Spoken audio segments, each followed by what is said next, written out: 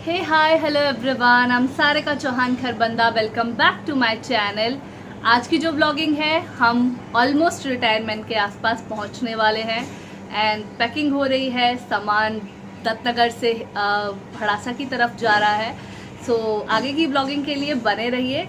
So let's start the video. तो ये एक बहुत ही ब्यूटीफुल सी फीलिंग थी। पापा ने मुझे हमेशा लाइफ में एक बात सिखाई है, इंसान जितना मर्ज़ी पैसा कमा सकता है, बट जो कोई होता है जो इंसान कमा पाता है। सो ये उसका एक लाइव एग्जाम्पल था। हमारे पड़ोसी पापा को फुल आदर के साथ कि भाई आप अपने 60 साल पूरे करके जा रहे हैं, तो उन्हें प्रॉपर हमारी बुशहरी टोपी और मफलर से, एंड मम्मा को आंटी ने प्रॉपर सूट दे के विदा किया। सो प्रॉपर डिनर था इनके यहाँ पर हमारा। तो बस मस्ती कर रहे थे। मम्मा और मैंने पहले खाना खा लिया था और अंकल और पापा थोड़ा पार्टी शाती कर रहे थे अपना। सो उसके बाद उन्होंने डिनर करा है। सो बहुत ही अच्छी फीलिंग थी, बहुत ही ब्यूटीफुल फीलिंग थी। एंड घर आके पापा वाज लाइक वेरी हैप्पी। तो बस वो ब्रूनो के साथ थोड़ी देर खेल रहे हैं। ये ब्रूनो की फेवरेट जगह है जहाँ पापा लेटे हुए हैं, तो वो पापा के साथ ही लेट गया है। तो पापा का जितना हो सकता है वो अपना उतना प्यार ब्रूनो पे लुटाते हैं। सो बस ऑलमोस्ट हम लोग अपनी पैकिंग कर रहे थे। बहुत सारा सामान पैक हो रखा था। मतलब मैं इतनी टायर्ड थी कि मैंने ख़ास वीडियोस ही नहीं बनाई कि पैकिंग कैसे करी या फिर हमने कैसे सामान को इकट्ठा किया, क्योंकि हम बहुत थक जाते थे। ये ऑलमोस्ट लास्ट दिन मैं अपना सामान देख रही थी तो मुझे अपने कुछ पुराने इयररिंग्स मिले। ऑलमोस्ट 2012-2011 के हैं ये, 10 साल पुराने। ये किसी एक बैग में ही पड़े हुए थे। सो कुछ पिन्स हैं, देखिए खुली भी नहीं है वो। सो मैं बहुत खुश हो रही थी। ये जो इयररिंग्स है ये वाइट वाले, मैंने दीदी की शादी में पहने थे और दीदी की शादी हुई है 2012 में। तो ऑलमोस्ट 10 साल पुराने, मतलब 9-10 साल पुराने। Oh wow. बस मैं अपने ब्रूनो बच्चे के साथ खेल रही थी। इसके साथ प्यार बांटना भी एक फ़ीलिंग है, बिकॉज़ मुझे पता था थोड़े टाइम में पैकिंग वैकिंग करके हमें निकलना है। और शाम के टाइम जैसे ही हम फ्री होते थे, मैं मम्मा पैकिंग करके, मोस्टली जो बड़ा सामान था वो पापा पैक कर देते थे, बट छोटा छोटा जो हम लगे रहते थे सुबह से शाम तक, तो बस उसके बाद मैं और मम्मा घूमने निकल जाते थे।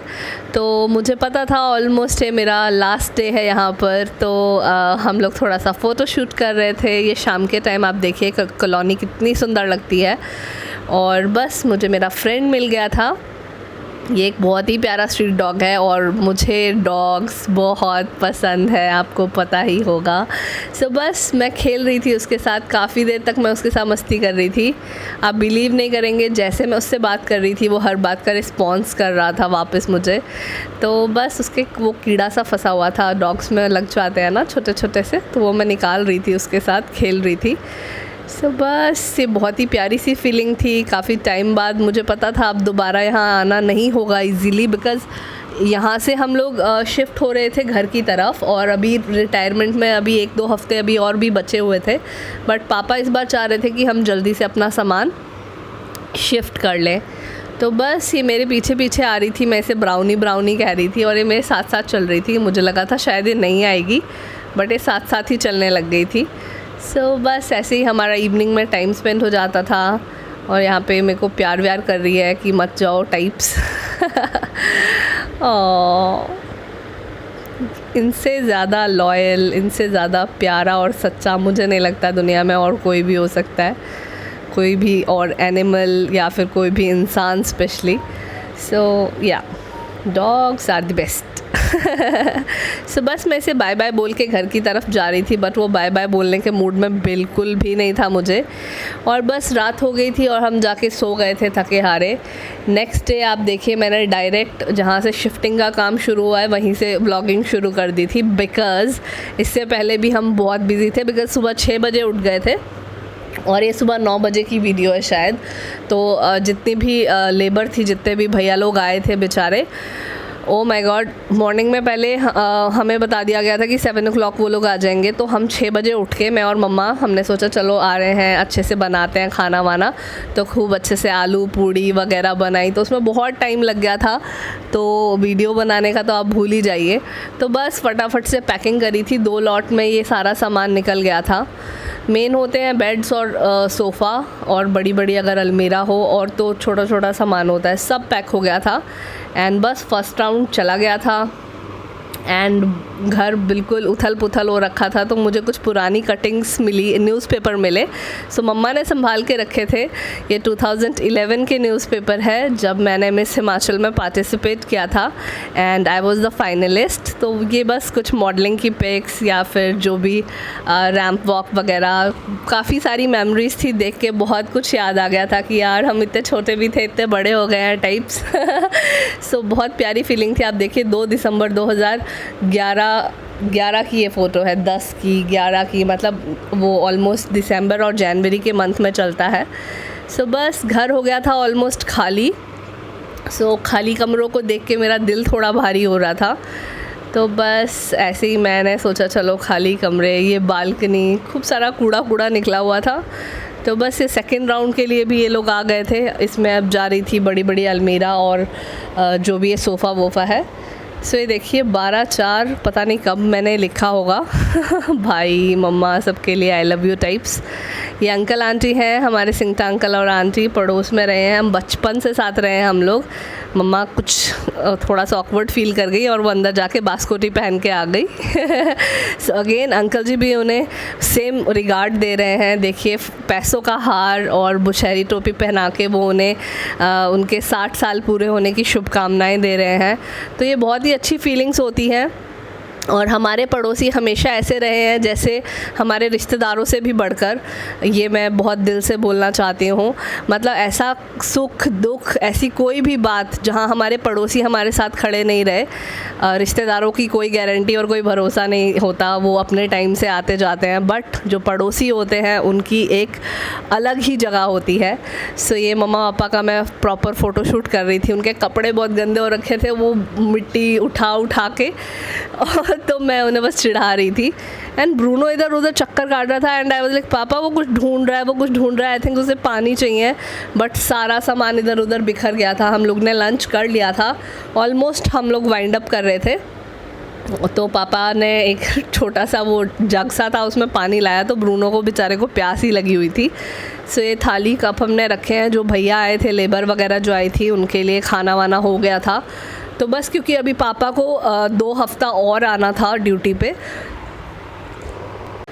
तो उस करके हमने थोड़ा बहुत सामान यहीं रखा था। सामान इन द सेंस किचन में कुछ पतीले वतीले एंड एक छोटा सा हमने बिस्तर छोड़ दिया था, 2 गद्दे छोड़ दिए थे कि ताकि पापा जब भी आएँ दिन के टाइम वो थोड़ा रेस्ट कर ले, क्योंकि लंच तो घर से लेकर आ जाते हैं।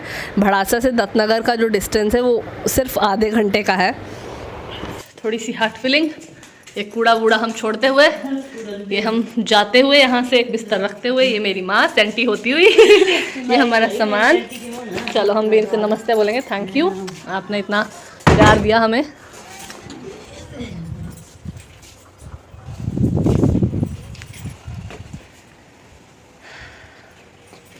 क्योंकि मैंने अब आना नहीं है ना, मेरा लास्ट विजिट है। जय माता रानी। बस खुदा का शुक्र करने के बाद, आंटी को बाय बाय बोलने के बाद थोड़ा सा सेंटी मोमेंट हो गया था। बस हम यहाँ से निकल गए थे और ब्रूनो का एक्साइटमेंट लेवल तो आपने देख ही लिया था, क्योंकि उसे पता था हम भड़ासा जा रहे हैं और वहाँ पे वो खुला रहता है। और यहाँ जस्ट बिकॉज़ आप देख सकते हैं कॉलोनी कितनी अच्छी है और कितनी प्यारी और कितने सारे लोग रहते हैं। और ब्रूनो का साइज़ थोड़ा सा बड़ा होने की वजह से हम उसे खुला नहीं छोड़ते, क्योंकि वो काटता तो नहीं है बट उसे देख के बच्चे डर जाते हैं, तो हम नहीं चाहते किसी के लिए वो नुकसान करे, तो कभी उसे बेचारे को खुला नहीं छोड़ा। बट भड़ासा में उसे खुला रखा जाता है, चिल मारता है वो पूरा। तो ये था आखिरी बाय बाय टू दत्तनगर। सो अलग सी फीलिंग थी। पापा मम्मा ब्रूनो और मैं, बस सारा सामान हमारा निकल गया था 2 लॉट में, और क्योंकि थोड़ा थोड़ा पहले भी निकल गया था तो बस 2 लॉट में सारा सामान चला गया था। तो ये देखिए हम रामपुर प्रोजेक्ट को, SJVNL को बाय बाय बोलते हुए जा रहे हैं यहाँ से, और पापा के 60 साल कंप्लीट हो गए हैं। सो बहुत अच्छी फीलिंग थी। पापा अपनी पूरी मेहनत, पूरी ज़िंदगी की मेहनत करके घर जा रहे हैं हैप्पीली। सो रिटायरमेंट वाला अभी मैं आपको जल्दी ब्लॉग दिखाऊंगी। तो मैं ये पहाड़ आपको जो दिखा रही हूँ, ये पूरा कट के हालत ख़राब हो रखी है इसकी, प्रोजेक्ट की वजह से शायद कुछ रोड वोड बन रहे हैं और पहाड़ों को किस तरह से काटा जा रहा है। I feel so bad. मतलब अब इसका मैं कुछ कर नहीं सकती, बट हाँ इतना ज़रूर बता सकती हूँ कि मैं बुरा फील करती हूँ। और ब्रूनो कर रहा था अपनी राइड प्रॉपरली इन्जॉय, उसे ट्रैवल करना बहुत पसंद है।